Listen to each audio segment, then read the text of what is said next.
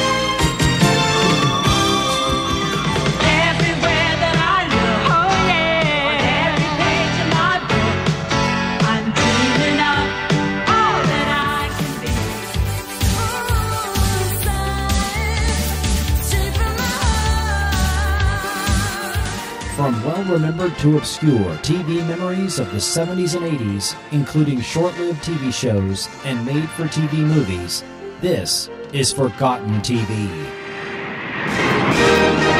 Welcome to Forgotten TV. I am your host, Chris Cooling. Forgotten TV is an independent, listener-supported podcast with no advertising. Although I can't promise that forever.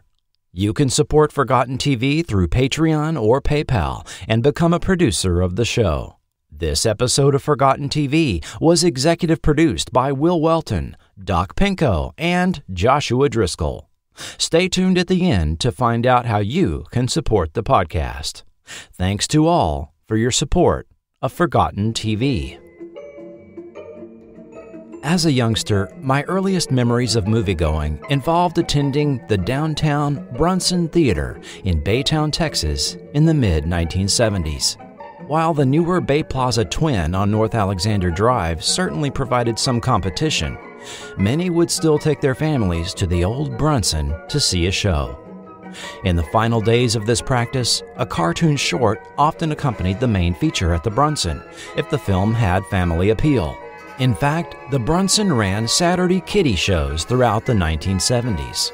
For 75 cents, you could see 6 cartoons, a Three Stooges or Laurel and Hardy short, and a movie like Chitty Chitty Bang Bang or The Life and Times of Grizzly Adams. The line for the show would sometimes wrap around the corner onto South Jones Street. If you were dropped off for the Saturday Kiddie Show, you might line up at Texas State Optical next door to use their phone to call your mom to come pick you up. And if you had misbehaved, theater manager Mr. Honeycutt might have had a word with her.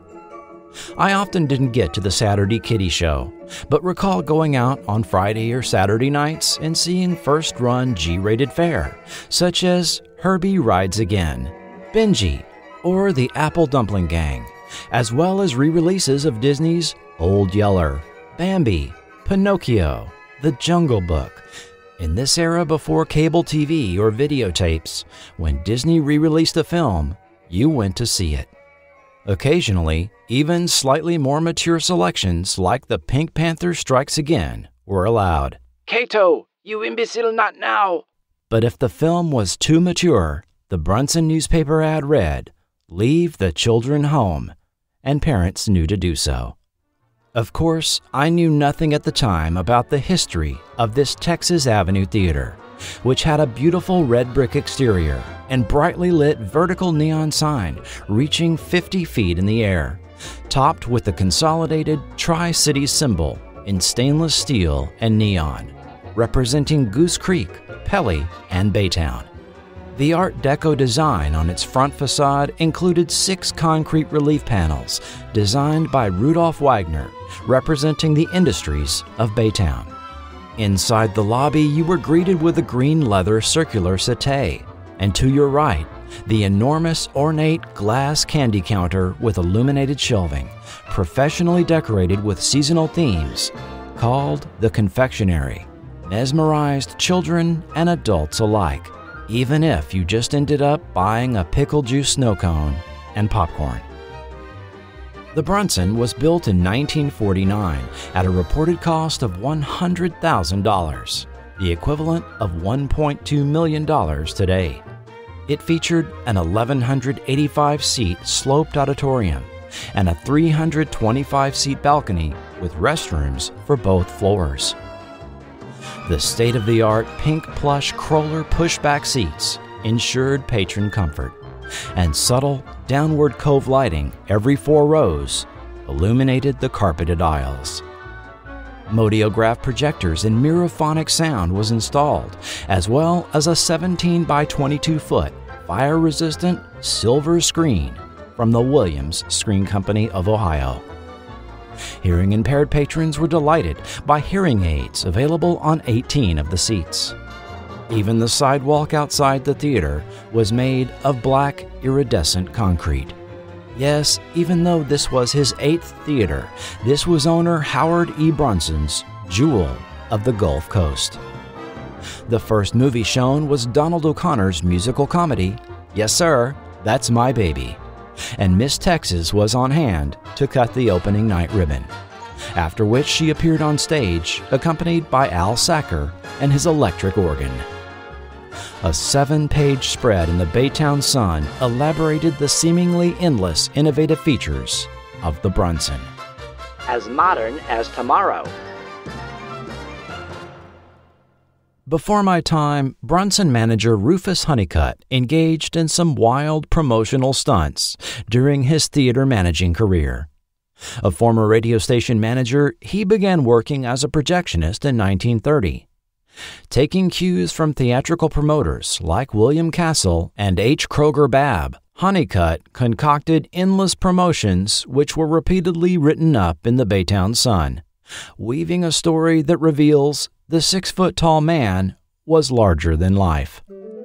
Yes, there was the gorilla suit used to promote various films, the Shaggiest Dog contest when the Shaggy Dog played, the grave giveaway of Halloween 1956, where a complete burial plot with gravestone was placed in the lobby, which made the cover of Variety the following month. But some of Honeycutt's stunts would undoubtedly have gotten him arrested in modern times. There was the time he airdropped 100,000 promotional cards advertising 1956's Anastasia. Intended to litter the neighborhoods of Baytown, a change in wind direction meant all of them ended up in Tabbs Bay, south of town. And not a single fish showed up to the movie. The time he convinced an usher to get on the roof of the Brunson and threatened to jump to promote the Hitchcock short Man with a Problem. Even though he cleared the stunt with Police Chief McKee the prior day, the chief went out of town and failed to tell anyone about it. When police and firemen showed up with the rescue net, Honeycutt had the boy come down. It's all right, everyone. The boy decided not to jump because he wants to live long enough to see the movie playing at the Brunson. To promote 1959's The Hanging Tree, a life-size dummy was hung by the neck from an ersatz rooftop gallows. And the wildest story may have been the live 17-foot, 300-pound anaconda he borrowed from a circus wintering in Beaumont to promote a jungle picture. When it died in the Brunson lobby, he had the snake stuffed and took it to display at the Channelview Theater. Eventually telling neighborhood boys to bury it, they just threw it under an overpass. At the next heavy rain, citizens of Channelview panicked when a 17-foot anaconda floated by in a roadside ditch. When a helpful motorist got out and shot it, the police became involved, and Honeycutt heard about the incident on the radio, knowing he again would have some splaining to do. Mr. Honeycutt retired in 1974, and H.E. Brunson died in 1977. In 1981, the San Jacinto Mall opened, which featured the Cinema 6, spelling the beginning of the end for the Brunson, prompting the management to spell out "Save Me" on the V-shaped marquee. By 1982, the Brunson had become a dollar theater, and by the end of the year, it was showing only Spanish-language films. By January, the Brunson had closed for good. On February 12th, Rufus Honeycutt, the P.T. Barnum of Baytown that managed the Brunson for 25 years, died at age 72. The building came to be owned by the city and sat abandoned for decades. The story of the Brunson is hardly unique. Thousands of downtown single-screen theaters faded out of use as moviegoing became more focused on herding patrons in and out of rapid-fire released blockbuster films. The rise of the public now flocking to shopping malls to catch a movie after visiting Orange Julius and Corndog 7 compounded the decline of single screens. This segues into our story. If you're playing this, you know the show title. Longtime listeners might be thinking, didn't you already do The Popcorn Kid? Well, yes. In many ways, The Popcorn Kid is the original forgotten TV show. It came and went in the spring of 1987 before most people knew it had arrived. By that time, I was also a popcorn kid, riding my moped to my job at the new West Texas theater I now worked at. That first short podcast did consider The Popcorn Kid on its 30th anniversary, but hardly did the show justice with only about 9 minutes spent discussing it. I also thought this would make a great introductory podcast episode for new listeners. So for what is now the 35th anniversary of The Popcorn Kid and the 5th anniversary of Forgotten TV, return with me now to 35 years ago, March 1987. Let's see what's on.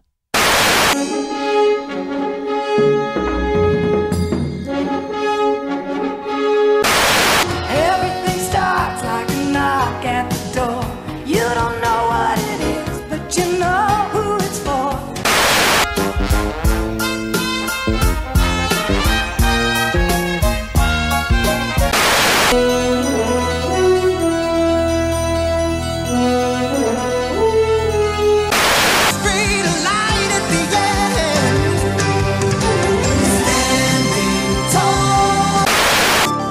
What do you want from me? I want to help you.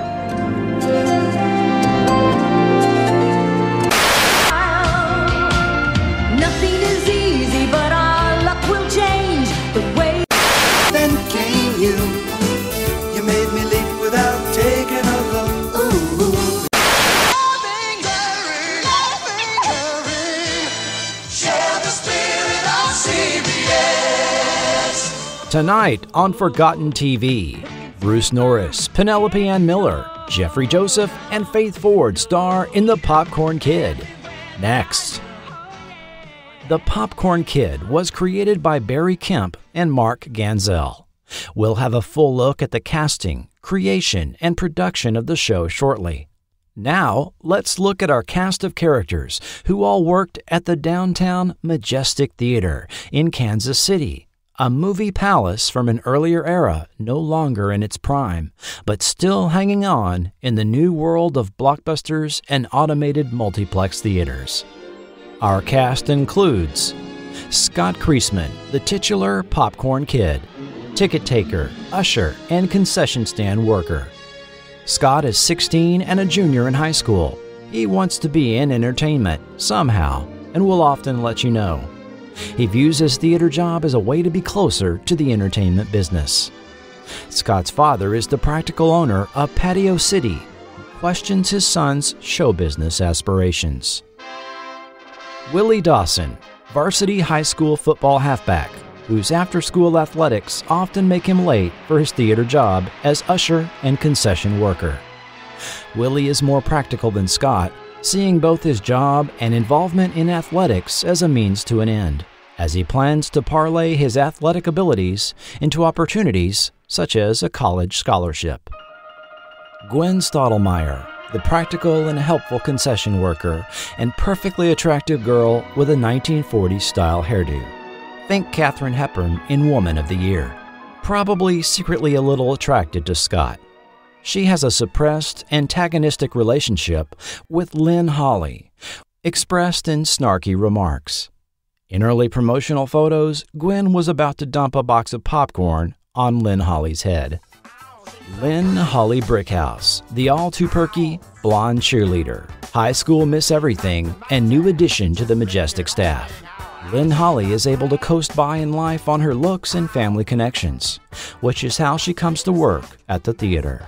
Scott's obvious attraction to Lynn Holly is a recurring theme in the show. All the kids were juniors at the same unnamed Kansas City high school. Mr. Brown, the middle-aged theater manager, slightly conservative and a little uptight, with a voice that sounds almost exactly like John Lithgow. Mr. Brown doesn't tolerate stealing, but will occasionally sneak a lemon head out of the box and reshelve it. Mr. Brown answers to the never-seen owner of the Majestic, Mr. Tuttle.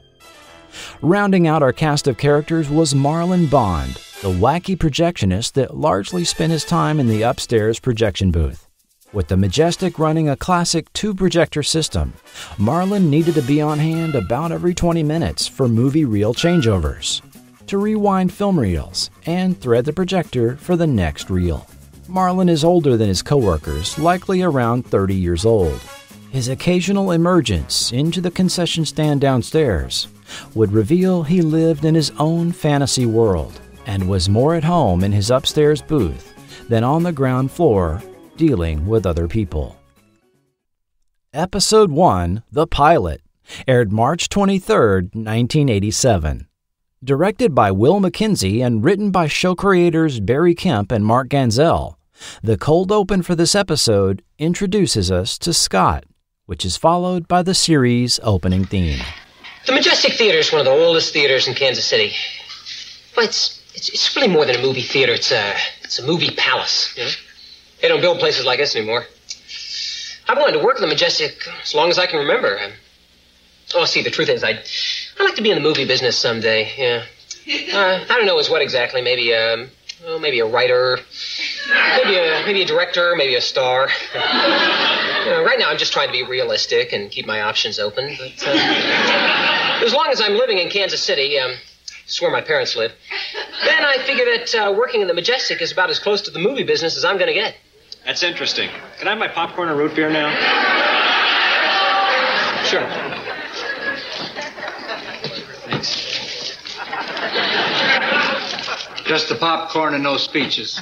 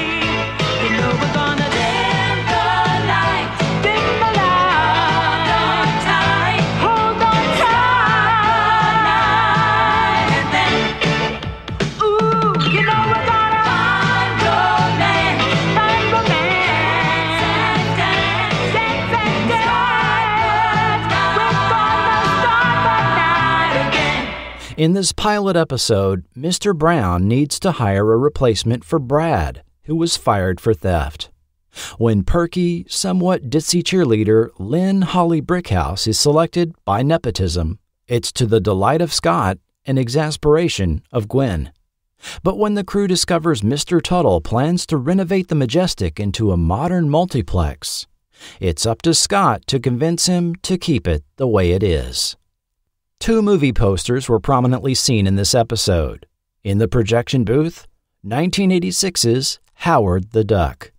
In Mr. Brown's office, 1940's Strange Cargo. The pilot episode features a conversion to multiplex storyline. The dialogue sounded like a major renovation, which would have resulted in the loss of the large auditorium with live stage. It would likely have been split into twin auditoriums, with the upstairs balcony being sectioned off into its own screen as a third, or possibly made into a twin there as well, depending on its size, making the Majestic a 4-screen multiplex, losing its unique historic qualities. This is very similar to the fate that befell the theater the fictional Majestic was based on. Also, the conversion would possibly have resulted in the loss of Marlon's projectionist job. Instead of using a skilled, dedicated projectionist to change reels and seamlessly switch between projectors at the reel change, multiplex theaters invariably utilized automated flat platter systems. The films on the platters were built up or spliced together from film reels when they arrived and torn down when they left, with the 35mm film fed to the projector from the inside of the plattered print and wound onto another platter through a series of pulleys. There was no rewinding involved. Also, 3 platters were typically used, meaning any screen could easily share 2 films, alternating the showtimes. Depending on the layout of the projection floor, you could even feed a film from one projector to the next, running the same film print on 2 screens at the same time. All that needed to be done for each showtime was for an usher or even the manager to thread the projector, after which starting the films was a push-button process. As we'll get into, this pilot episode was filmed practically a full year before its March 1987 air date. Remaining episodes went into production in October 1986. The pilot aired as a special sneak preview on a Monday following Kate and Allie. Though that lead-in series landed second place in its half-hour time slot behind Alf but ahead of MacGyver, The Popcorn Kid came in third for the 8:30, 7:30 Central time slot, and a full 3 ratings points behind Kate and Allie, meaning many viewers switched to NBC's Valerie instead of staying tuned to CBS for The Popcorn Kid. Next on The Popcorn Kid. Honey, I have got fabulous news. Guess who's just had her application accepted for Miss Kansas City Dream Queen? You're kidding! They accepted me! So, Lynn Holly, what are you going to do for talent? Let's take the obvious things. You know, you're young, you're blonde, you have a faultless complexion. God, what do these people want? Problem? She has no talent. Episode 2. There She Is, Vic Damone. When Lynn Holly competes in the Miss Kansas City Dream Queen pageant to be held at the Majestic, Scott is enlisted to help her prepare for the talent portion of the contest. But Scott soon not only finds Lynn Holly has no talent, but that Mrs. Brickhouse is heavily emotionally invested in her daughter winning the pageant. In this episode, written by Irene Mecchi, who also served as script consultant for the show, Deborah May appeared as Yvonne, Lynn Holly's mother. The episode title is a reference to the song There She Is, Miss America, long used for the Miss America pageant. The song was written by Bernie Wayne, but was most associated with Bert Parks, who sang it from 1955 until 1979. The episode title also name drops Vic Damone, an American traditional pop and big band singer, actor, radio and television presenter. His biggest hit songs were 1949's You're Breaking My Heart, 1956's On the Street Where You Live from My Fair Lady, and his first musical release, 1947's I Have But One Heart. In the episode, when Lynn Holly's record of Barbra Streisand's People is lost, she is forced to lip-sync to a Vic Damone version provided by Marlon. Damone indeed covered People on his 1977 album Vic Damone's Feelings. Released by the obscure, now evidently defunct independent music label Rebecca Records, the inclusion of this song, which is integral to the plot and title of the episode, means a music clearance from whoever the current right holders are must be obtained for any future release.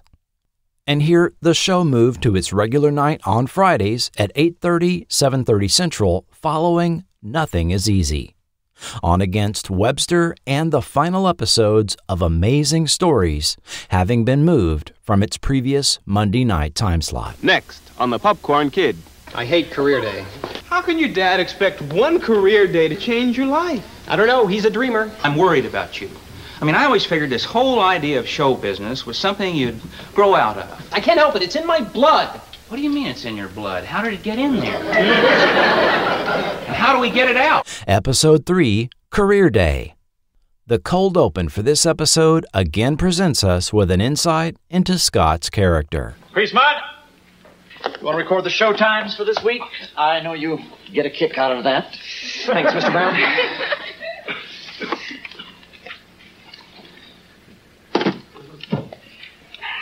Hello, you've reached the beautiful Majestic Theater located at 2222 Algonquin Parkway in downtown Kansas City.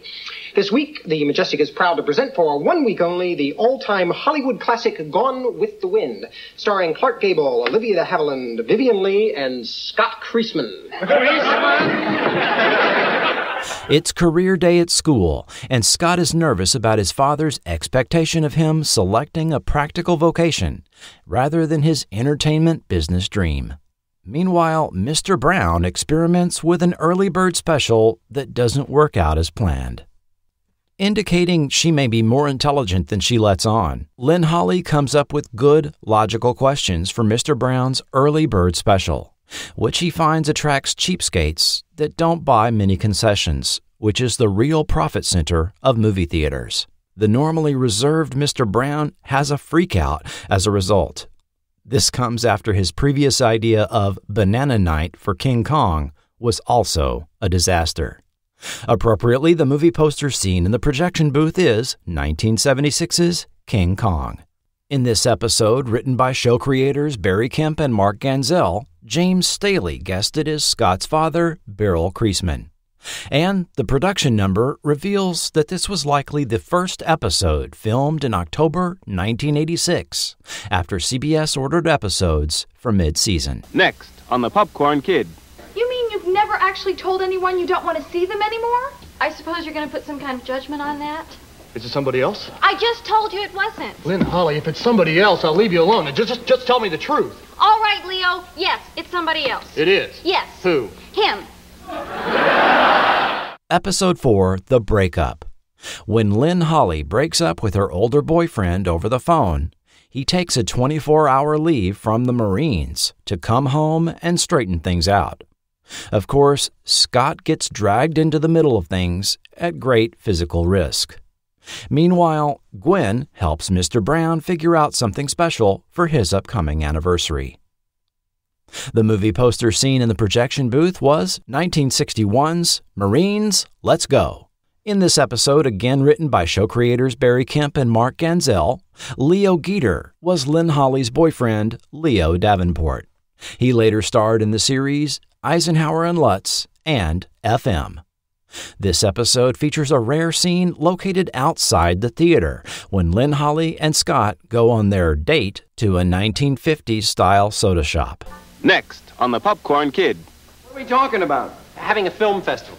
No, it's high time someone paid homage to one of America's finest and most overlooked actors. Who's that? Edward Asner. Mr. Asner, I'm Scott Kreisman. This is Gwen Stottlemyre, Willie Dawson, and Marlon Vaughn. Episode 5, A Day in the Life of Ed Asner. When Mr. Tuttle decides it's film festival time at the Majestic, at Marlon's suggestion, Kansas City native Ed Asner is selected as the subject. After Asner arrives to the sold-out festival, the whole crew has to run to the basement during a tornado warning.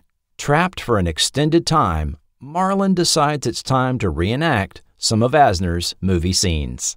This episode, written by Mark Egan and Mark Solomon, featured Ed Asner as himself. Several of his films are name-dropped by Marlon, including Kid Galahad, The Satan Bug, They Call Me Mr. Tibbs, El Dorado, Halls of Anger, and The Venetian Affair. Of course, Asner was much more well-known for his television work, which included his role of Lou Grant, a character he played for a total of 12 seasons on both The Mary Tyler Moore Show and Lou Grant. Asner, who really was from Kansas City, did occasionally make appearances there for fundraisers over the years. Aside from his acting, he served as the 21st president of the Screen Actors Guild from 1981 to 1985 and became known as a supporter of progressive causes. Asner even alleged his politics led to the cancellation of his CBS drama Lou Grant in 1982. We recently lost Ed Asner in August of 2021 at age 91. Next on The Popcorn Kid. You and Mrs. Brown are buying a house? Well, if we're approved, Mr. Rogus in the cellar is financing the sale himself. He's coming by here in a little while to check me out. Yeah, I need to see the manager. Mr. Brown's expecting you. He's right in there. This is a hold-up? Yeah. But I've never been held up in my life. Oh, well then you do. Episode 6, A Car, a House, a Mouse, and a Louse. Amidst the news that Willie is buying a car and Mr. Brown buying a house, the Majestic gets held up. But when the robber is quickly disappointed with the lack of cash on hand, he starts to rob the employees, triggering the normally reserved Mr. Brown to again reach his breaking point. In this episode, with the original story provided by Jürgen Wolf and written by show creators Kemp and Ganzel, Kevin Scannell guested as the robber, and Raleigh Bond was the house seller Mr. Rogerson in likely the weakest episode of The Popcorn Kid we saw, airing on April 24th. Following this final airing, which lost to reruns of Amazing Stories and Webster, earning a paltry 8.4 Nielsen rating, and tying with Nothing Is Easy for 60th place out of 70 shows on the schedule, CBS took both series off the air, airing specials for the next several weeks into the summer rerun season. Don't go away. The Popcorn Kid will be right back. And now, before the next show starts, let's enjoy an intermission. You'll find our snack bar chock full of good things to eat and drink. Tasty, tempting hot dogs, thirst-quenching soft drinks, fresh, crunchy popcorn, a complete assortment of delicious candy, and a full line of cigarettes. You've plenty of time, so visit the snack bar now. A tasty treat will double your enjoyment of the show.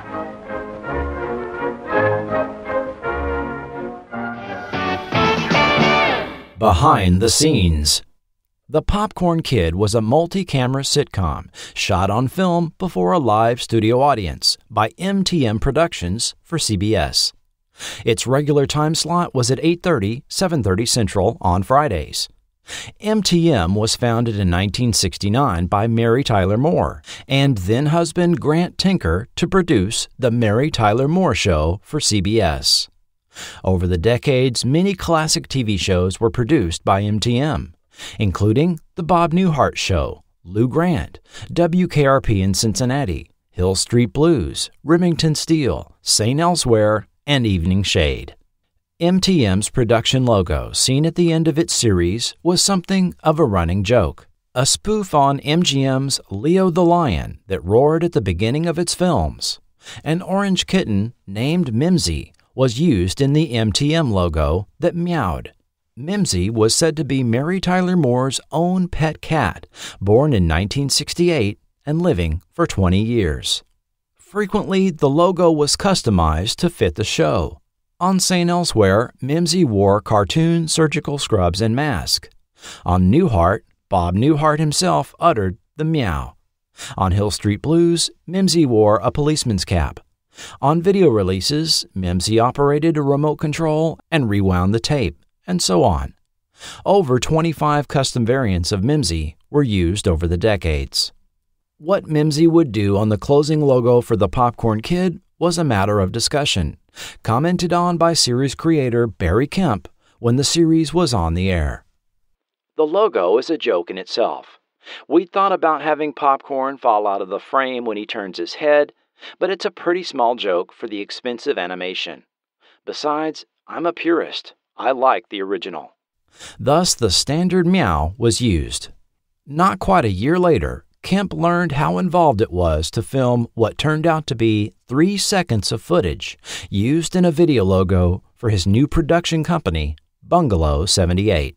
The brief clip would feature a static shot of the production bungalow at Universal they worked out of, being shown at night with the lights being switched off. I thought it would take 5 minutes and we'd be done. I came back from rehearsal and the bungalow was, there was a crew of 15 people around and the whole thing was lit. And I went, this is all just to turn out the lights? They go, Yeah, you can't do it otherwise. It was a little bit bigger production than I thought it was going to be. The CBS lead-in show on Friday nights was a series called Nothing is Easy, which was renamed from its original title, Together We Stand, from its original 6-episode test run in fall 1986. Older sisters are not the greatest. Kid brothers are sometimes okay, but a new baby? Hey, that's me. I'm the new baby. Well, there's not what you'd call a family resemblance. Wait until you see the rest of the family. How do we explain this to the folks? Together We Stand, a special preview Monday, September 22nd. The show was retooled, returning in February with a new title and theme song, and having killed off Elliot Gould's lead character of David Randall, with Dee Wallace Stone continuing as single-parent Lori. An interesting footnote, Dee Wallace is also from Kansas City, Missouri. This was a Sherwood Schwartz production and was a reincarnation of his 1974 backdoor pilot episode for The Brady Bunch called Kelly's Kids, about a couple who adopt a racially mixed trio of children. In this new incarnation, Scott Grimes and Ke Huy Quan both appeared, who were both fairly well known from other TV and film roles. The series ran a total of 13 episodes, being taken off the air at the same time as The Popcorn Kid, leaving 6 episodes unaired. The Nothing is Easy, The Popcorn Kid Hour was CBS's mid-season attempt to compete in the new sitcom arena of Friday night at 8, 7 Central. Aside from a few series that performed well to adult audiences later in the evening, such as Dallas, Falcon Crest, and Miami Vice, Friday night had been a dumping ground of sorts for sci-fi and fantasy genre action-oriented shows. See The Phoenix, Darkroom, The Powers of Matthew Starr, The Master, Manimal, Blue Thunder, the Series, Street Hawk, Misfits of Science, The Twilight Zone, and The Wizard. For the spring of 1987, all 3 networks were now leading Fridays with brand new half-hour sitcoms. NBC's Roomies with Corey Haim consistently edged out ABC's The Charmings, leaving CBS in 3rd place with Nothing is Easy. With viewers free to change to any channel at the 30-minute mark, they did, and even reruns of Webster fared better at 8:30 than The Popcorn Kid, which fell into the dreaded single digits for its 5th and 6th episodes, virtually ensuring cancellation. CBS then made a slew of cancellation announcements in mid-May, which also included Scarecrow and Mrs. King, The New Mike Hammer, The Twilight Zone, The Wizard, Better Days, The Kavanaughs, Downtown, Kay O'Brien, Hard Copy, Kate and Allie spinoff Roxy, Take 5, Spies, Shell Game, and Outlaws, in addition to The Popcorn Kid and Nothing is Easy.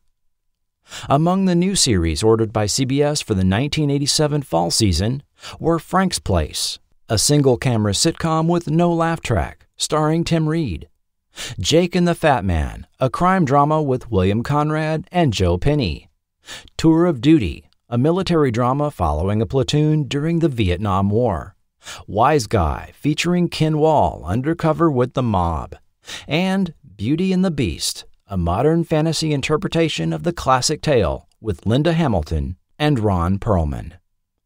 There is a somewhat personal story behind the creation of The Popcorn Kid. Series creator Barry Kemp was born in Hannibal, Missouri, but the family moved to Kansas City, where a young Barry played in the Midget Baseball League in the afternoon and enjoyed watching The Dick Van Dyke Show in the evening. Although he knew he wanted to be in the entertainment business from a very young age, he didn't quite know in what capacity and had no industry contacts. Although he says he inherited his sense of comedy from his parents, his father was a little concerned about his show business aspirations. Sound familiar? As a young adult attending University of Iowa and majoring in drama, Kemp acted in, wrote, and directed university plays, and later joined the Iowa City Community Theater while still a student at U of I. After graduating, he followed his family to Phoenix when his father's corporate office relocated there. Selling encyclopedias and insurance to make ends meet, he wrote spec scripts for television with the goal of breaking into the business on the West Coast. A chance meeting with Jerry Van Dyke at the end of 1975 ended up becoming the entry point Kemp had been looking for.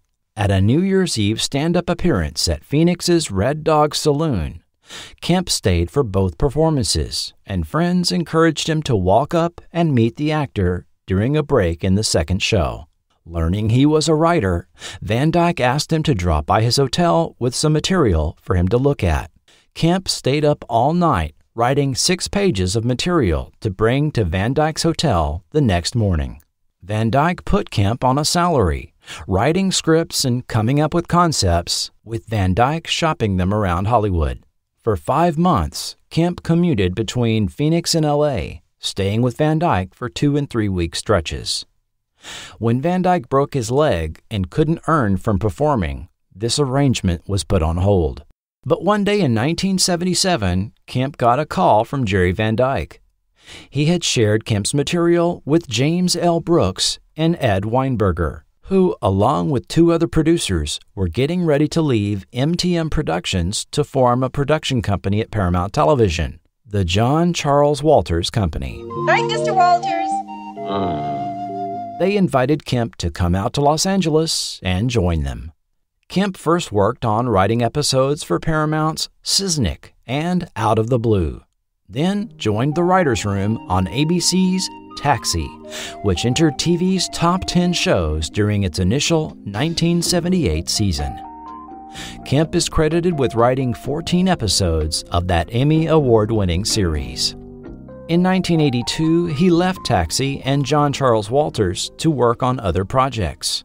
One of these was a sitcom concept for CBS, developed with MTM writer and Angie producer Bob Ellison. Insecurity featured Annie Potts as a young divorcee who panics when she is suddenly promoted to security chief of a department store. John Randolph and Peter Jurasik also starred. Even though the pilot was reportedly liked by the network, with founder William Paley himself saying it was a keeper. A full schedule, which included series commitments to Bob Newhart and Sally Struthers, resulted in the pilot not being picked up. The other 1982 project was a series for CBS and MTM Productions, a vehicle for Bob Newhart, who had been away from episodic TV since The Bob Newhart Show ended 4 years ago. Newhart hit the air for the 1982 fall season and featured author-turned-Vermont innkeeper Dick Loudon as the straight man to the antics of a variety of oddball characters that would enter his Stratford Inn. Newhart would run for 8 seasons and win 6 Emmy Awards. Starting with the 3rd season of Newhart, Kemp turned executive producer duties over to other people and began developing other series concepts. For one, teaming with Newhart producer Sheldon Bull, and for the other 2, his longtime friend, writer Mark Ganzel. Hearts of Steel was a proposed sitcom for ABC starring Annie Potts and Matt Craven, about 2 unemployed steelworkers who convert a working-class bar into an upscale restaurant. Kemp and Bull wrote this pilot, which was directed by both Kemp and Gary Shimokawa, known for All in the Family and Archie Bunker's Place. It was aired by ABC in June 1986 as an episode of Comedy Factory, which featured pilots the network had passed on. Barry Kemp and Mark Ganzel went back to at least 1969, appearing in a stage play together when Ganzel had just joined Chicago's Goodman Theater, and Kemp was a student at University of Iowa. In the early 1970s, Ganzel performed in the national tour of Godspell and learned improv comedy at Chicago's Second City before moving to Los Angeles. He formed the comedy troupe The Village Idiots, along with Jan Fisher, Robin Hunt, and Peter Jurasik. The Village Idiots were managed by Little House actress Alison Arngram's father, Thor Arngram, and performed regularly on Don Kirshner's Rock Concert, seen on ABC. The Idiots helped Alison Arngram write her first stand-up act, where she appeared as first daughter Amy Carter. Hello, White House. Amy Carter speaking. Ganzel also teamed with Jan Fisher to create The Good Book, a series of Bible stories for kids performed as musical skits, which was released on video. When Kemp and Ganzel began working together in 1986, one of their projects was the limited series Fresno, a spoof of Dallas, Dynasty, and other nighttime serialized dramas. Fresno featured an ensemble cast of Carol Burnett, Dabney Coleman, Terry Garr, Gregory Harrison, Charles Grodin, and Jerry Van Dyke. The miniseries explored the exploits of the Kensington family and their Central Valley raisin empire. Produced like a feature film and shot over 55 days in the middle of a hot 1986 summer, Fresno aired in the fall of 1986 on CBS in miniseries format on 5 consecutive nights. The other series being developed and produced alongside Fresno was The Popcorn Kid. As you may have already deduced, The Popcorn Kid presented a semi-autobiographical story based on elements from both Kemp's own childhood growing up in Kansas City and later Fort Dodge, Iowa, as well as that of co-creator Mark Ganzel. The concept behind The Popcorn Kid was that of a teenage workplace sitcom, which may have never been done before. Instead of featuring the teen characters at home, school, or at an after-school hangout, common to youth-oriented sitcoms, nearly all scenes would take place at the theater the teens worked at. While the setup may seem to have a basic similarity to a sitcom like Cheers, the nature of the movie theater setting meant interactions with customers would be brief and not allow for regulars to hang around for an extended time. Thus, the dialogue and narrative would mainly focus on the core characters, their storylines, and workplace shenanigans, with the occasional bit provided by theater patrons. Barry Kemp intentionally avoided casting actual teenagers for the working crew, saying at the time, "We wanted the show to have a slightly more adult theme to it, so we cast people who looked young. We didn't really want an adolescent." The setting of a downtown movie palace with a single screen and large auditorium was somewhat anachronistic for 1987, as moviegoers had largely migrated to shopping mall multiplexes by that time. This was intentional, as Kemp added, "There's a conscious effort to make it feel a little timeless. When movie houses were like this, and you were young and had dreams of doing something." The series could therefore appeal to both a youthful and an adult audience that might recall attending downtown theaters of years past. The pilot for The Popcorn Kid, filmed even before Fresno, shot on April 4, 1986, before a live studio audience at CBS MTM Studios, as it was then known. Since production of the pilot overlapped with that of Fresno and Newhart, at one point Barry Kemp could look out from his third-floor corner office and see the sound stages for all 3 shows. A soundstage? Watching The Popcorn Kid, you get the feeling it was filmed at a real theater.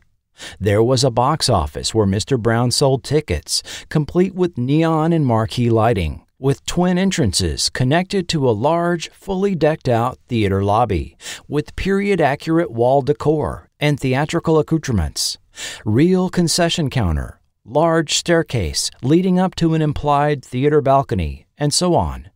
MTM evidently didn't cut any corners, indicating they must have believed in the show. An incredible $250,000 was spent on the majestic set, making it not only the largest, but the most expensive set ever built up to the time for a 3-camera sitcom. However, 6 full months went by before production of The Popcorn Kid resumed in October, with CBS finally ordering episodes for late in mid-season. Though the cast was barred from taking any other regular TV series roles while waiting on the series order, Faith Ford filmed her first movie, titled You Talkin' to Me? Jeff Joseph guested on the TV pilot for Throb, a series featuring a 12-year-old Paul Walker. Penelope Ann Miller appeared on stage in Ohio Theater, and Ray Burke filmed a Twilight Zone episode in addition to Fresno. The cast selected for the Popcorn Kid were mostly newcomers in their first regular TV series roles. Bruce Norris was not quite 26 years old when cast as lead character Scott Kreisman, which he joked about at the time. Well, I don't think I really look that young. The network might not like me saying this, but they pad by putting people around me and calling them teens. I guess that's the Happy Days syndrome. Of creator Barry Kemp, Norris offered, "He has a warped sensibility, and he never tries to make excuses. There are never any morals, and no one learns anything from watching. I'd say his shows are alternatives to The Cosby Show. They're more evil and wicked with humor." He also shared some thoughts on Scott. "My character is simply the only sane person in the theater, and he's only that by a little. He's obsessive about certain things. Well, he's neurotic." Prior to his Popcorn Kid role, he had appeared as a background character on the 1983 film Class and in an episode of Kate and Allie. Originally from Houston, Texas, Norris attended Northwestern, studying theater. After performing with several Chicago-area theater troupes in the early 1980s, he made his way to Broadway, becoming Matthew Broderick's understudy for Neil Simon's Biloxi Blues. When Broderick left the production to begin filming Ferris Bueller's Day Off, Norris took over the role. In these days, he also says he was hired and fired from a number of television pilots. 2 years after the Popcorn Kid, he returned to the stage, bearing it all in the Manhattan Theater Club's presentation of the Joe Orton farce, What the Butler Saw. But his experiences with rejection inspired him to write his first play, The Actor Retires, a somewhat autobiographical vehicle for Norris himself, in which he set fire to his own headshots and took up furniture making. Chicago's Steppenwolf Theater then produced several of his plays in the following years. Even though on occasion he was seen in a movie or TV role, 1999's The Sixth Sense, Third Watch, and here and there on the Law & Order franchise, the now 61-year-old found his calling as a playwright and was awarded the Pulitzer Prize for Drama in 2011 for his play, Clybourne Park. Jeffrey Joseph grew up in Boston and studied acting at both New York University and Juilliard. After appearing in several off-Broadway plays, his focus shifted to comedy. Joseph wrote and performed stand-up material and appeared on episodes of Family Ties and The Facts of Life, before being cast in his Popcorn Kid role of Willie Dawson. He was erroneously credited as both Jerry Joseph and Willie Dawson, his character name, in the advance CBS press materials. Following the series, he wrote material for In Living Color and made his debut on The Tonight Show in 1990. Throughout the 90s, he continued to perform stand-up in comedy clubs as well as act, popping up on films like Dave and Made in America and TV episodes of Dream On, Lois and Clark, and NYPD Blue. Joseph still acts and performs stand-up comedy. He has most recently been seen on the TV series A Million Little Things, Ghost Rider, and Big Sky, and at events like the Cinder Block Comedy Festival, and he finds time to work as a teaching artist in underserved New York City high schools. Penelope Ann Miller grew up in Los Angeles, attending Menlo College before moving to New York to study theater at HB Studio. One of her earliest acting roles was in the Broadway production of Biloxi Blues, alongside Matthew Broderick and later Bruce Norris. She appeared on episodes of Guiding Light and Tales of the Dark Side, as well as the soccer film Hot Shot, before being cast on The Popcorn Kid as Gwen Stottlemyre at age 22. Following Popcorn Kid series production in the fall of 1986, she appeared in episodes of The Facts of Life and Family Ties, then left for Toronto to film Adventures in Babysitting.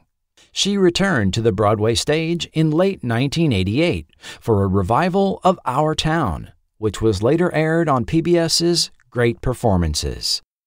She has since appeared in numerous TV and film roles, such as reprising her stage role of Daisy in 1988's Biloxi Blues, the starring role in 1992's The Gun in Betty Lou's Handbag, and regular TV series roles on The Closer, A Minute with Stan Hooper, Working Again with Barry Kemp, Men of a Certain Age, Mistresses, and American Crime.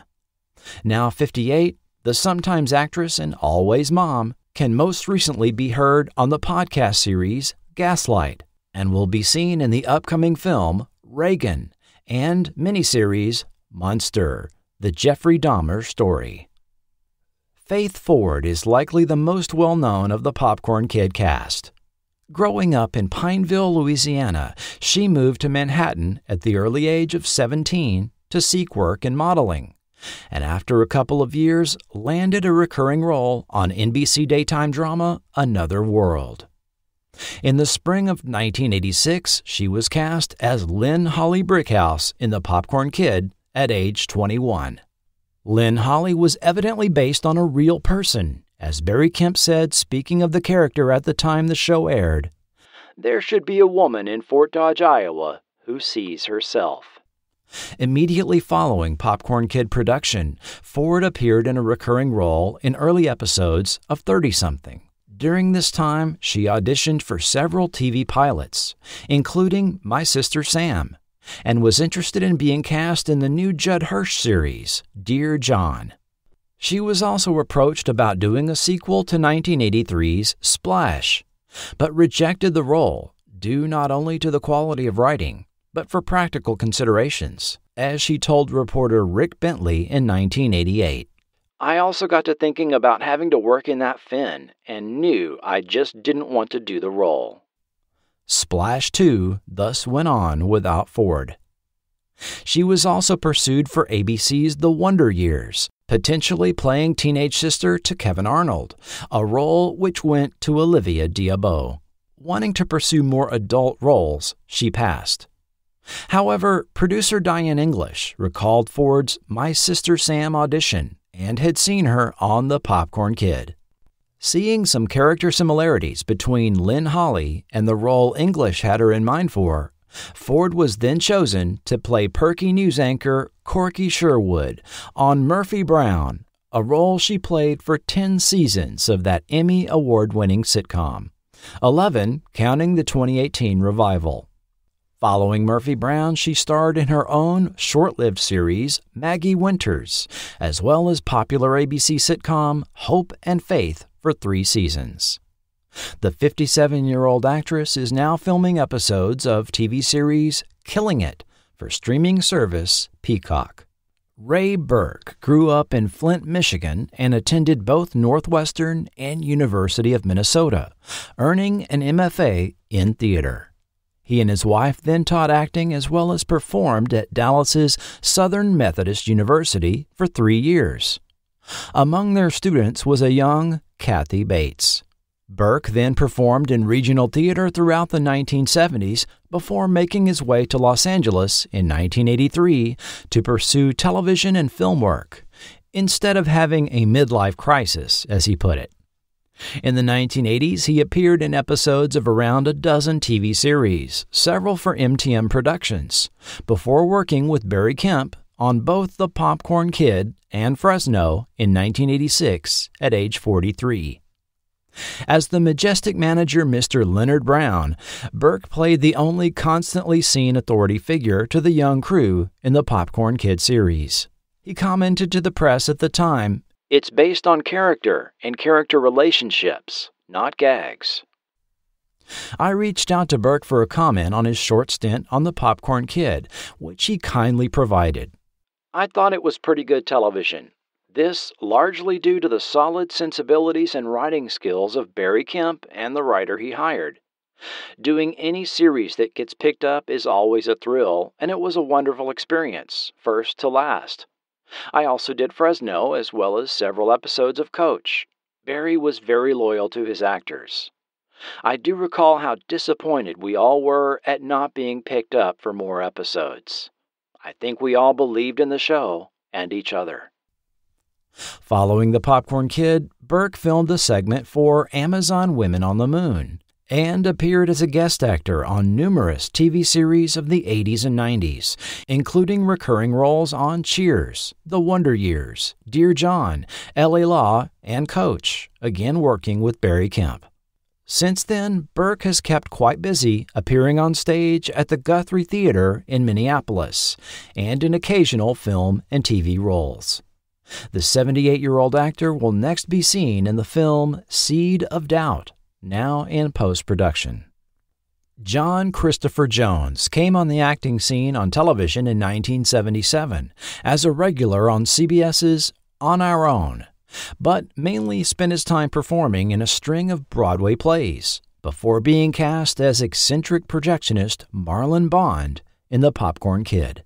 Since that time, you might recall him from character roles on films Moonstruck, Awakenings, or The Village, but he continued to be prolific on stage, appearing in numerous Broadway and off-Broadway productions.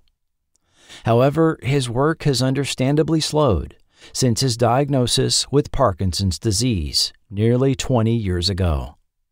Jones was a subject of the documentary The Endgame Project, which followed him during his 10th year of Parkinson's as he rehearsed for a stage role. The film finally debuted last year at the Slamdance Film Festival.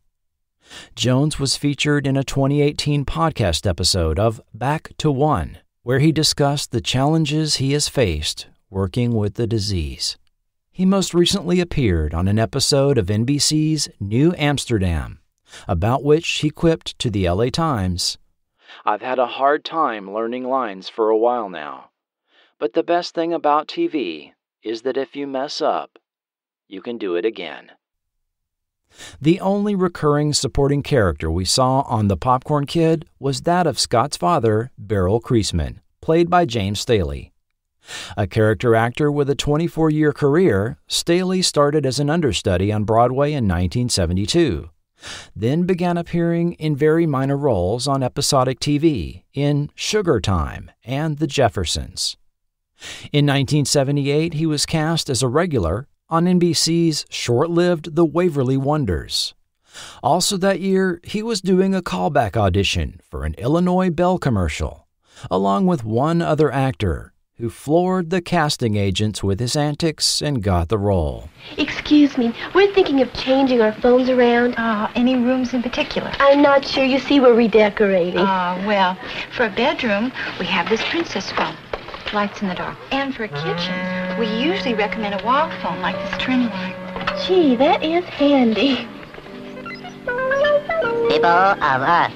3 weeks later, this same actor landed a guest spot on Happy Days and ended up with his own series. That other actor was, of course, Robin Williams, and a few years later, James Staley played the priest who married Mork and Mindy. Staley later appeared in the Barry Kemp series Newhart, leading to roles on both The Popcorn Kid and Fresno. He also did get cast in TV commercials for brands like Contact, Parker Brothers, and Big Red Gum. Since 1996, Staley says he has been happily retired from acting. A blurb he provided on his IMDb profile related his gratefulness for the great adventure the performing arts provided him. He has been an Emmy judge for the last 30 years and is active with his 2 sons and their families. Married to wife Barbara for over 50 years, they now enjoy a life of travel and doting over their grandsons. Other behind-the-scenes talent aside from Barry Kemp and Mark Ganzel included Mark Egan and Mark Solomon, both writers and creative consultants on the show. Both were also writers and producers on both Alice and Newhart, and Solomon went on to be a producer on Grace Under Fire and creative consultant for Diagnosis Murder. Jay Kleckner was a producer on The Popcorn Kid, who also worked on Newhart, Fresno, and Coach, among other series, as was Emily Marshall, who had been a writer on Rhoda, WKRP, Angie, Ann Newhart. Nearly all episodes were directed by Will McKenzie and David Steinberg. McKenzie was known for both acting and directing other sitcoms such as Mary Hartman, The Bob Newhart Show, WKRP, and Nothing is Easy, the Popcorn Kids lead-in. Steinberg is a Clio and Emmy Award-winning Canadian comedian, actor, and director known for Newhart, Evening Shade, Designing Women, and Mad About You, as well as over 300 TV commercials. James Gardner was director of the episode featuring Ed Asner. He also directed episodes of Barry Kemp's Coming of Age and Coach, and produced several TV movies starting in the 2000s. Today, he's the Director of Television Studies at Chapman University. Don't go away. The Popcorn Kid will be right back. Wouldn't some hot buttered popcorn hit the spot right now?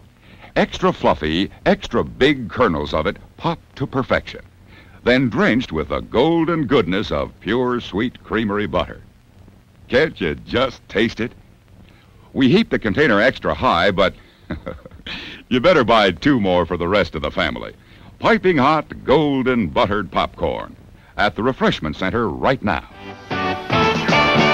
The Popcorn Kid opening theme was composed by Gary Portnoy and Judy Hart Angelo. If you don't know these names, you know their music. At a crossroads in their respective lives in 1981, Portnoy was between songwriting partners at the time, and Hart's youngest had just started first grade. A chance meeting with a Broadway producer at a restaurant led to the two teaming up as a lark to collaborate on songs for a musical called Preppies. Months after composing the opening number, People Like Us, that poked fun at the lifestyle of decadent old money wasps, they were contacted by a producer that let them know they wanted the melody for a new NBC sitcom that would be airing the following fall. All they had to do was rewrite the lyrics. This didn't fly with the producers of Preppies, as they owned the rights to the song. Discouraged, but intent on providing a theme song for the new show, the pair attempted to replicate the tone and melody of People Like Us into a new theme they called My Kind of People. With this replacement rejected by the sitcom producers, they set out to take another crack at the theme, this time reading the script to the first episode of the upcoming show. This attempt, called Another Day, was also rejected. Producers Glenn and Les Charles believed in them, but time was running short as they entered the spring of 1982, and the possibility that NBC would find other songwriters began looming. One day, in the wake of a breakup and Portnoy was noodling around on the keyboard, a simple melody arose, and the two put down some lyrics. Singing the blues when the Red Sox lose. It's a crisis in your life. On the run 'cause all your girlfriends want to be your wife. And the laundry tickets in the wash. Gloomy lyrics, but the addition of a connecting phrase accompanied by a tonal change of direction and musical build-up into an energetic burst of joy led to the creation of one of the most iconic TV themes of all time. Singing the blues when the Red Sox lose. It's a crisis in your life. On the run 'cause all your girlfriends wanna be your wife. And the laundry tickets in the wash. All those nights when you've got no lights, the check is in the mail. And your little angel hung the cat up by its tail. And your third fiance didn't show. Sometimes you wanna go where everybody knows your name. And they're always glad you came. You wanna be where you can see our troubles are all the same. You wanna go where everybody knows your name. The opening lyrics would be changed to be more universally identifiable, but Where Everybody Knows Your Name was an obvious winner, and Portnoy was even chosen to sing the theme in the same style as the demo. Portnoy and Hart were flown to L.A., and on a huge Paramount soundstage, the score was recorded by only 4 musicians: a drummer, a guitarist, a bass player, and Portnoy himself on piano. He then recorded the lead vocal, harmonizing with the previously recorded chorus. NBC's Emmy Award-winning Cheers would run for an incredible 11 seasons, and later become one of the most popular shows in TV syndication. And the theme itself transcended the show, being one of the most recognizable pieces of music ever recorded for television. It has been used for TV commercials, spoofed, covered, and referenced countless times in pop culture. In a 2011 readers' poll for Rolling Stone, Where Everybody Knows Your Name was voted the best television theme of all time. And in 2013, TV Guide magazine also named it the greatest TV theme of all time. The Broadway musical Preppies ran for a couple of months in the fall of 1983, and the closing performance played to an audience of 11. Gary Portnoy and Judy Hart Angelo went on to provide music themes for Punky Brewster, with Portnoy's vocals also used for that theme, as well as Mr. Belvedere, Marblehead Manor, and The Popcorn Kid. The visual part of the opening segment of The Popcorn Kid is a series of still images that flash on the screen in keeping with the musical beat. The images used evoke fun and also the specialness of moviegoing in eras gone by. The classic archival photos used started off with that of women lined up outside an unnamed theater to see a double feature of Man of the West and Hong Kong Confidential in 1958. A banner under the marquee bragged, "Cooled by refrigeration," as air conditioning was a big selling point in the summer, in an age when not every household had air conditioning. The next set of images were that of a teenage boy buying 70-cent tickets for him and his date. A movie poster for the 1954 film Gorilla at Large is peeking out at the edge of the frame. Evidently not having enough money, his girlfriend gives him $1. The next picture was of a man buying tickets for his family for the 50-cent admission to see the 1953 film City of Bad Men. The last classic photo used was of a mother buying tickets to 1947's Gunfighters for her 2 children, one of them a boy fully decked out in a cowboy outfit.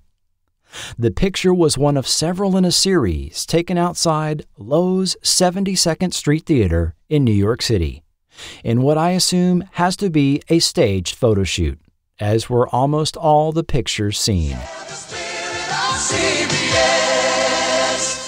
The CBS Fall 1986 network slogan was "Share the Spirit of CBS," which appealed to viewer emotions by recalling the good times they've had watching CBS programs, with an emphasis on returning favorites such as Newhart, Magnum P.I., Cagney and Lacey, and Simon & Simon.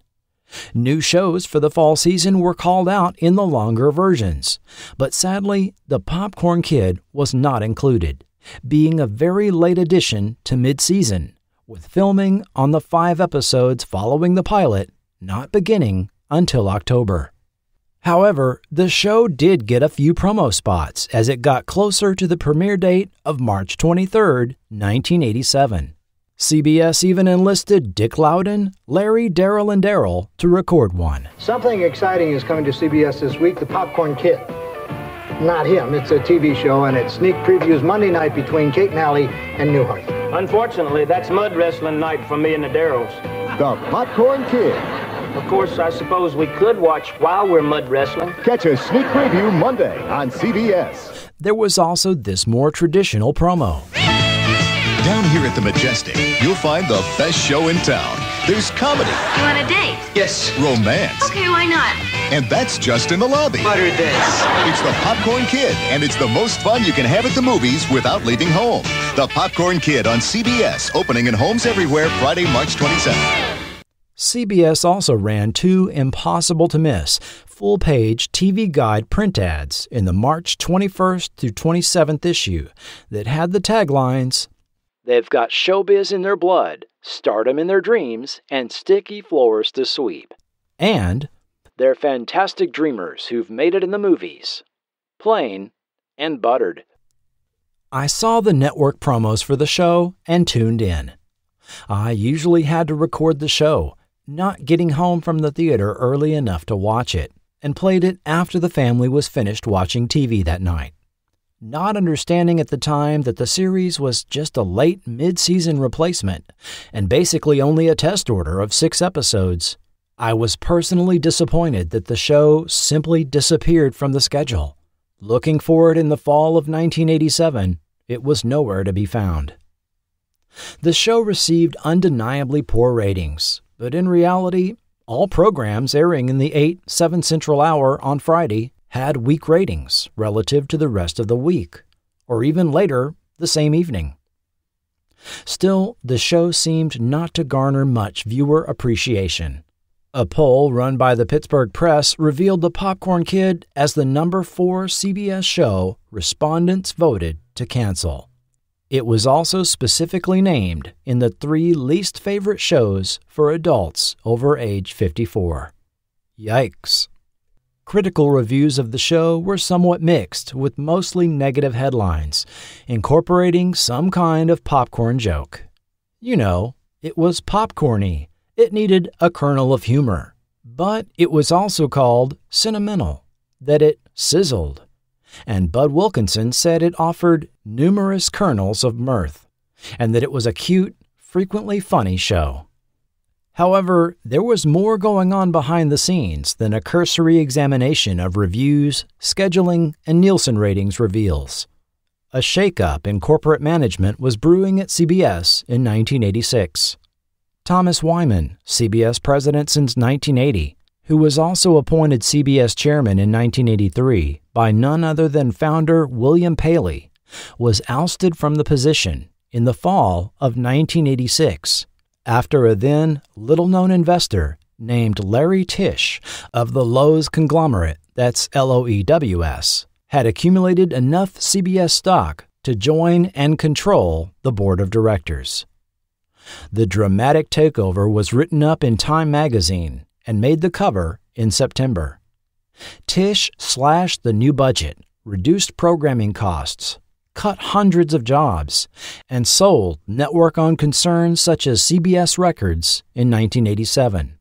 In addition, Harvey Shepard, who had served as head of programming for CBS since 1977, resigned from the network on June 1st of 1986, citing the tremendous pressures he had been under in pursuit of viewer ratings.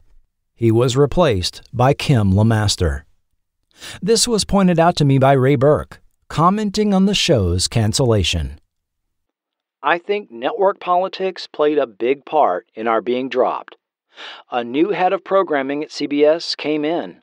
This was not a project he had picked, or could take responsibility for should it have found its audience and started to draw bigger numbers. In hindsight, I think he regretted it, but such is life in the world of television." With CBS coming in a mediocre second for the 1986 to 87 TV season, only being able to claim 6 out of the top 20 shows, LeMaster aggressively canceled 16 programs from the roster, most of which he had no ties to, announcing a fall 1987 schedule with a focus away from sitcoms and movies in favor of more one-hour dramas. After cancellation, The Popcorn Kid popped up briefly on Australia's Channel 9 in 1990, but I found no reference to it ever being aired again anywhere, and the show faded into obscurity. As presented on the show, the fictional Majestic was a historic Depression-era downtown Kansas City theater. The large auditorium with balcony incorporated a stage as well as movie screen, so it could be used for live events. The Majestic was loosely based on a real downtown historic theater in Kansas City, Missouri, that Barry Kemp was well aware of, seeing that he spent about 5 years of his youth there. The Plaza Theater, located at 47th and Wyandotte in Kansas City, opened in October 1928, almost exactly 1 year before the Great Depression. It was part of one of the first planned shopping centers in the U.S., the Country Club Plaza. Unlike post-Depression theaters like the Brunson, with its relatively practical interior design, the Plaza was a well-appointed, ornate movie palace. Like the Majestic, the Plaza had a large stage and over the decades featured live shows, music performances, and lectures in addition to films. The Plaza's exterior facade design complemented the architecture of the surrounding retail center, featuring Spanish-style tile-covered towers, including a 72-foot cathedral-style bell tower. The interior was even more spectacular. One of the key features of the inner red-tiled courtyard was the water fountain imported from Spain. The courtyard ceiling was painted to have a blue sky appearance. Said to be a liberal education in Spanish and Moorish art, the interior was practically a museum featuring objects of art from medieval to modern. The auditorium itself was a marvel, taking its theme from the Palacio de las Duenas of Seville, and above the stage was the proscenium arch where the Habsburg coat of arms hung. A Wurlitzer organ stood ready to accompany silent features or entertain during live performances. The original seating capacity included 1,500 in the main auditorium and 500 in the balcony, for a total of 2,000. A glorious arched ceiling stood above the magnificent carpeted staircase leading to the balcony. Wrought iron elements, imported tapestries, and Spanish furnishings were found everywhere throughout. Separate men's and women's lounges were found in the basement. The gentlemen could observe a pair of ancient Moorish guns on display, inlaid with silver and ivory, as well as antique saddlebag, powder horn, and daggers hung over the mantel. The ladies would enjoy an antique fireplace imported from Algeciras. Antique paisley shawls from Granada decorated the lounge couches. On top of all this luxury, the forward-thinking planners provided an unheard-of 350-car, walled, attended, free parking lot, which answered the question of where to park the motor car for patrons driving into downtown. The Plaza Theater was designed by Bowler Brothers, responsible for designing some 176 theaters, mainly in the Midwest United States, including the Texas Theater here in downtown San Antonio, which was done in Spanish colonial and Rococo style. According to the Cinema Treasures website, 46 of their theaters are still open, and 29 are still showing films.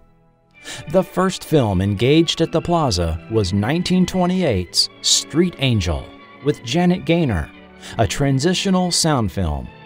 Although it had no recorded dialogue displaying the traditional intertitle cards, it did feature a movie-tone soundtrack with sound effects and a music score performed by the 100-piece New York Roxy Theater Orchestra. The premiere was a significant Kansas City to-do, with patrons filling the 2,000-seat auditorium after being serenaded by Spanish troubadours.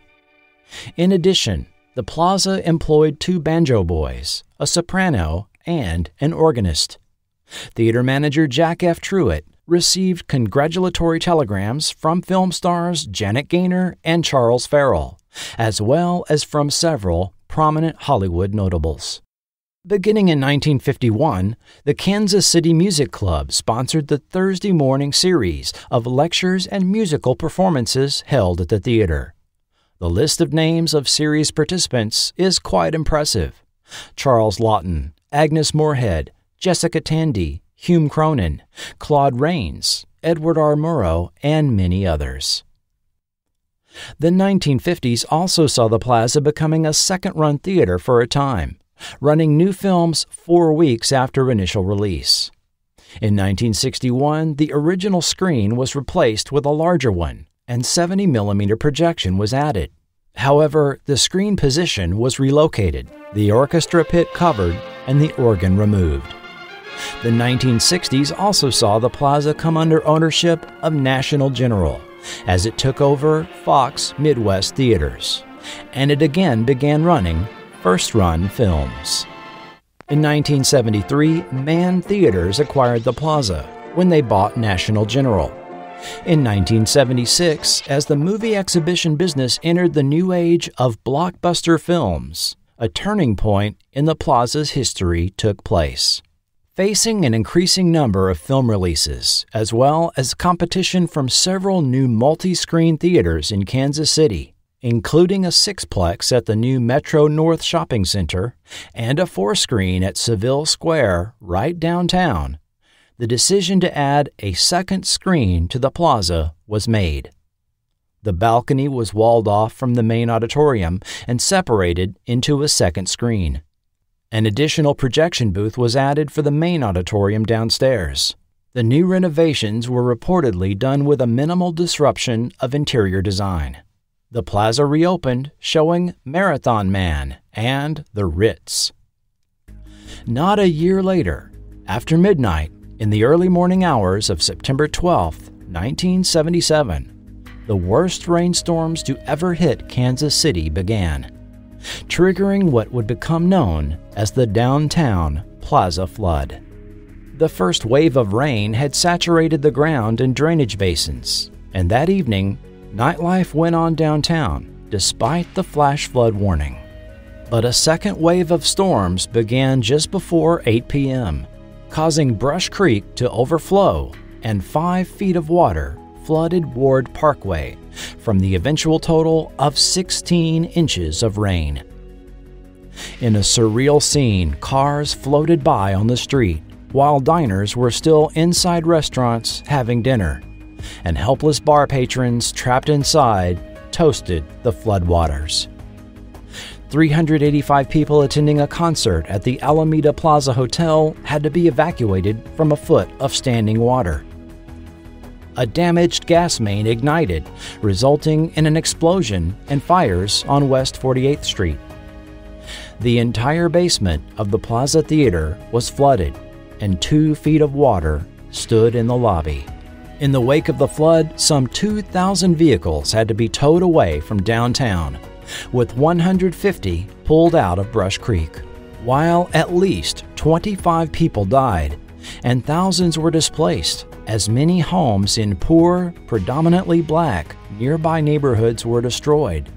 The press focused on property damage in the hardest-hit downtown plaza, and it was called the Plaza Flood. Downtown cleanup took place, and the Plaza Theater reopened in October, featuring George Burns' Oh God.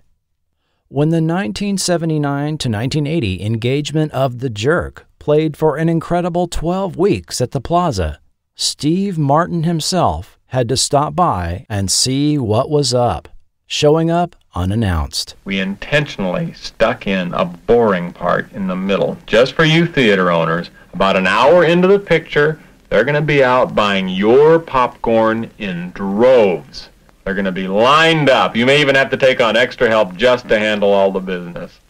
During the run of The Jerk, the Plaza again changed hands, this time to Dickinson Theaters. Dickinson split the balcony in 1983, and the Plaza became a triplex, reopening with Sudden Impact, Yentl, and To Be or Not to Be. Dolby Stereo was added to the main auditorium and one of the balcony screens, but the third remained mono sound. However, this remodeling resulted in much of the interior decor being covered by paneling and curtains.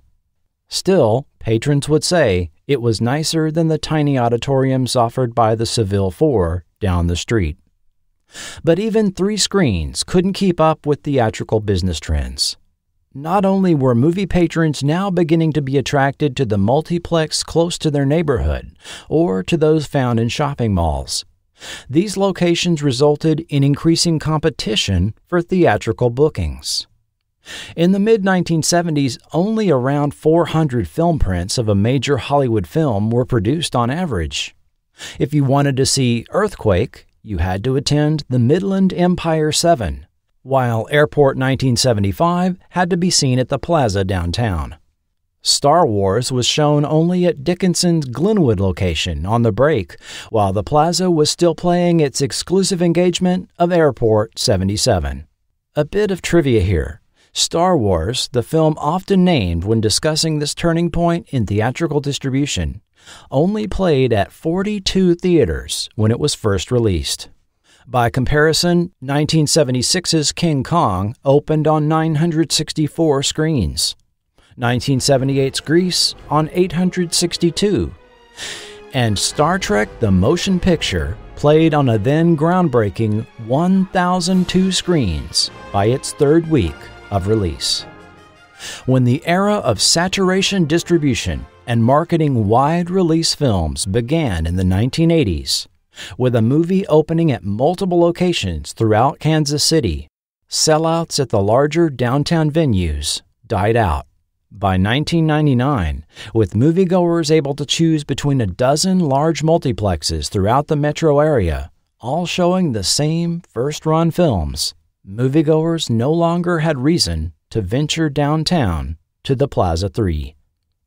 In particular, however, it was the Cinemark Palace 15 being constructed a 5-minute walk away downtown that drove the final nail into the coffin of the Plaza.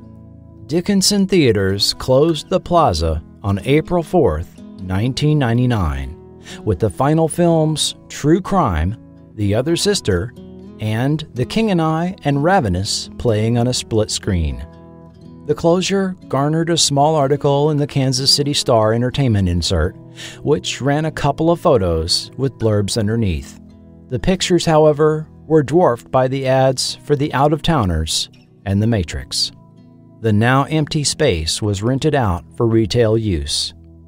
Although the stairs to the balcony were sadly removed, and some of the interior did not survive the transition to retail, some online sources say the auditorium was used as a stockroom with a removable floor and drop ceiling, preserving the stage and original ceiling, and that the downstairs lounges were also left intact. The beautiful exterior was also not destroyed. In 2017, the location became Restoration Emporium, an upscale home furnishing store. The financial impact of the pandemic greatly affected RE, and they have made the decision to close the location. A liquidation sale is slated to be held in April 2022, leaving the future uncertain for the Plaza building. However, the fact that much of the interior was reportedly left intact raises the possibility for the Plaza to be restored, perhaps as a live performance venue. While MTM Productions ceased operation in 1998, its library is now evidently owned by Disney as a result of multiple studio acquisitions. But the extremely short run of the Popcorn Kid, as well as its obscurity, virtually precludes a DVD release, although more than one person has floated the idea of packaging it along with other short-lived MTM rarities, such as FM and The Duck Factory. Or what about MTM's non-sitcom offerings, such as The Texas Wheelers, Three for the Road, or Tattingers? An entire catalog sits unreleased, waiting to see the light of day. However, I doubt I'll be holding my breath to see any of these show up on Disney+. As far as the Popcorn Kid is concerned, while the original YouTube channel that posted episodes in 2014 has been terminated, these have been mirrored by channel The Lost Media Wiki, which retains some of the bumpers and station breaks. But better quality copies have been preserved on the Internet Archive, linked in the show notes. Show co-creator Mark Ganzel went on to co-run the third season of Fox series Herman's Head. Work again with Barry Kemp as an executive producer on Coach. And worked on Two Guys, a Girl, and a Pizza Place, running that show in its second season. But his credits end shortly after.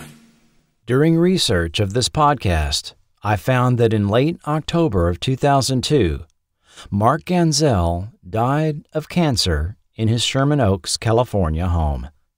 His death did not make the news, and no obituary ever ran. He was 51. Following the Popcorn Kid, Barry Kemp formed Bungalow 78 Productions and entered a 5-year deal to develop TV and theatrical projects for Universal. You may have heard of some of them. ABC's Coach with Craig T. Nelson ran 9 seasons, and Kemp again got to work with Jerry Van Dyke. A Minute with Stan Hooper, you might not remember. It starred Norm Macdonald and Penelope Ann Miller and aired in 2003 on the Fox network. However, Kemp produced some very successful films in the 1990s, which include Romy and Michelle's High School Reunion, Patch Adams, and Catch Me If You Can in 2002. Now 72, he seems to be retired and lives life out of the public eye. I have a personal connection to the Popcorn Kid, which has likely been more than obvious from this podcast. While at the time of original airing, I identified with Scott. As an adult, I realize I'm much more like Marlon, constantly quoting movies, able to tell you what year a film was released, and comfortable inside his own booth, peppered with many posters of films from the past. While the majestic in the Popcorn Kid was fictional, it may as well have been real, as what threatened it in the first episode really happened, many thousands of times over, to downtown single screens in the U.S. Like the Brunson and the Plaza, most didn't survive. Of the some 30,000 closed theaters in the U.S., 190 were named Majestic, and 100 of those were demolished, adding to the total of over 15,000. Many still sit languishing in downtowns, such as the Brunson and Plaza. But sometimes there is a somewhat happy ending. After nearly 35 years of sitting abandoned and deteriorating, the city of Baytown began repairs and renovations on the Brunson building. A budget exceeding that of its original cost adjusted for inflation was allocated, with an aim to revitalize downtown into an arts district and turn the Brunson into a visitor information center and business incubator. Sadly, over the decades, the roof had disintegrated, leaving only the structural beams and the auditorium exposed to the weather. The walls were reinforced, structural repairs made, and a new roof constructed. The decision was made to turn a portion of the former auditorium into an open-air courtyard for events. Unfortunately, the original interior terrazzo flooring in the lobby was beyond repair, but it was recreated to again display the red and tan rays radiating from the green sun in the center. A slightly modernized but generally historically accurate reproduction of the original appearance of the exterior was constructed. The round box office was restored using the original aluminum exterior. A V-shaped marquee featuring new electronic signage was installed with the upright Baytown logo at the center. A new reproduction of the classic 50-foot-tall vertical Brunson neon sign was put in, complete with the Tri-City symbol and the Brunson again illuminated downtown after nearly 37 years.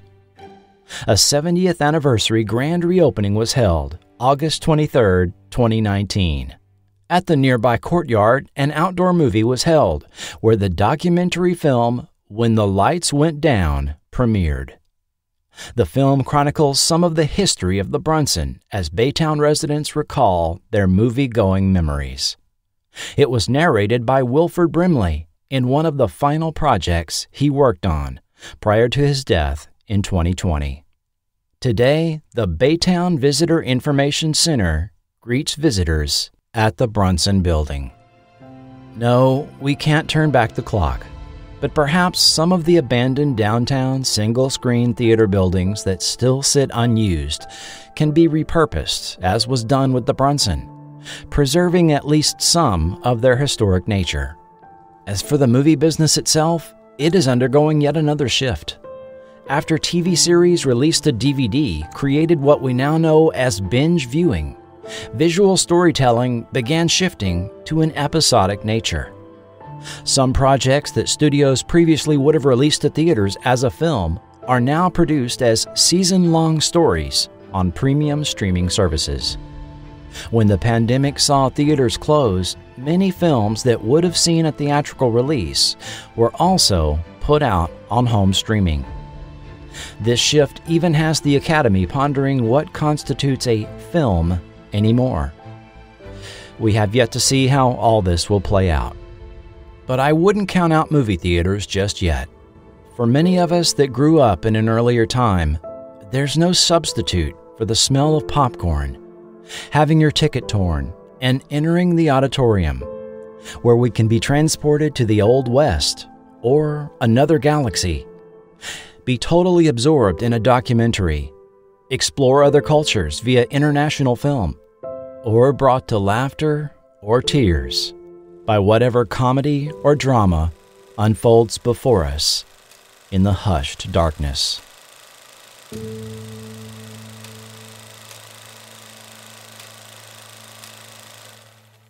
Next time on Forgotten TV. Quadris, 12 light years across the galaxy from Earth. It was home for us until an intergalactic armada conquered it.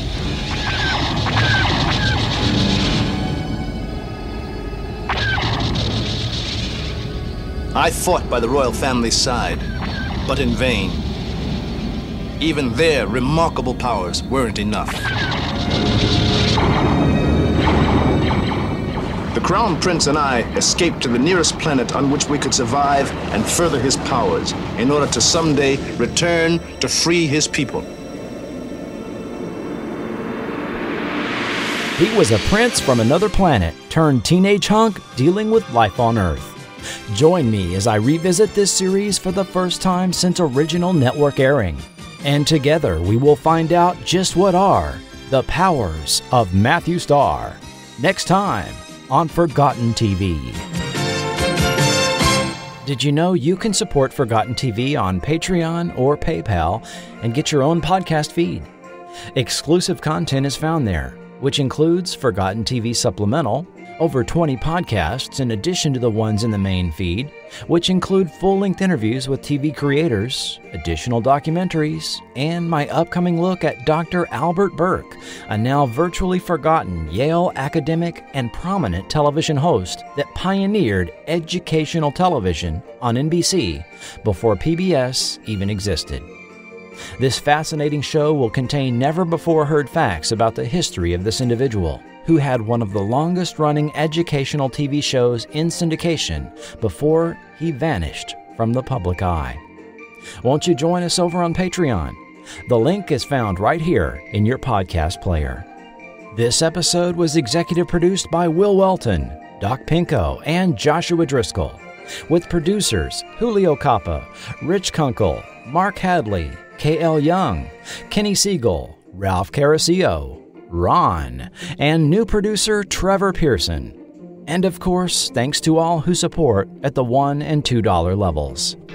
Forgotten TV is not affiliated with or authorized by CBS, MTM Productions, Bungalow 78, or any production company or network involved in the making of any TV show or film mentioned in this podcast.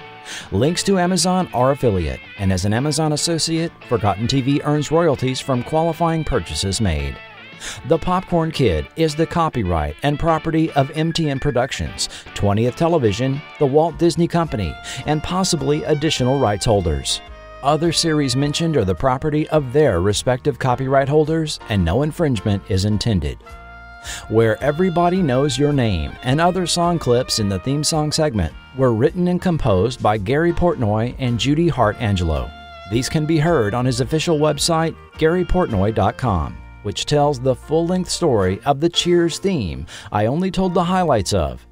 These and all audio clips included are for the purposes of historical context, review, commentary, and criticism only, and are not intended to infringe. All remaining underscore music is used under license by Epidemic Sound. If you need music for your podcast or YouTube channel, check out Epidemic Sound. Link in the show notes. This podcast is copyright 2022 Forgotten TV Media. The views and opinions expressed by guests and quoted sources are their own and may not reflect the opinion of Forgotten TV Media, its sponsors, or patrons. This podcast is intended for entertainment purposes only. Information presented is based on a combination of first-hand personal accounts, period news media, books, and selected websites. While reasonable effort has been made to fact-check the information presented, Forgotten TV Media cannot guarantee the accuracy of every detail included and makes no representations or warranties for the content in this podcast and cannot be held liable for errors or omissions. And I'd like to thank the following YouTube channels for making some of those audio clips possible.